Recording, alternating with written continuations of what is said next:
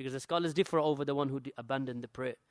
As for the one who abandoned the obligation of the prayer, then this one, by ijma', is a kafir. There's no difference of opinion upon this. The one who denies the obligation of the prayer, he says, as for the prayer, it is not obligatory. This one is a kafir. Unless he is ignorant. If he's ignorant and he's told that the prayer is an obligation, then he denies the obligation, then he becomes a kafir.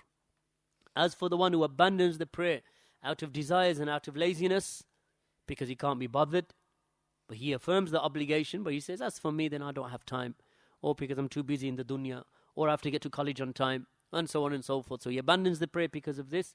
Then this one, the scholars, they differ, and they fall into different, even those scholars who differ, they fall into various camps.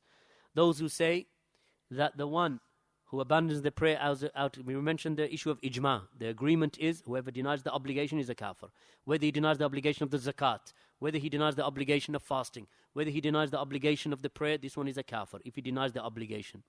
As for the one who affirms the obligation, but he abandons the salah, the prayer, not zakat, not fasting, not hajj. He abandons all of those out of laziness, he's a major sinner. The issue that is the crux of the issue between the ulama of our times is what about the one who abandons the prayer out of laziness? This one, or out of following his desires or following the dunya, affirms obligation, denies the salah. In this, the scholars, they differ. A group of the scholars, they said the one who abandons the prayer out of laziness is a kafir, after he has been informed about the obligation of the prayer and the kufr of abandonment of the prayer. This one is a kafir outside the fold of Islam. So he affirms the obligation, but he does not pray out of laziness. As for the one who affirms the obligation and prays out of laziness, or refuses to pray out of laziness, then another group of scholars, they say that he's a believer, but weak in iman, and he has fallen into one of the gravest of sins. So in this affair, the scholars, they differ. So this is why I didn't want to cover that issue, because of the controversy over whether he's a believer or a disbeliever due to the abandonment out of laziness.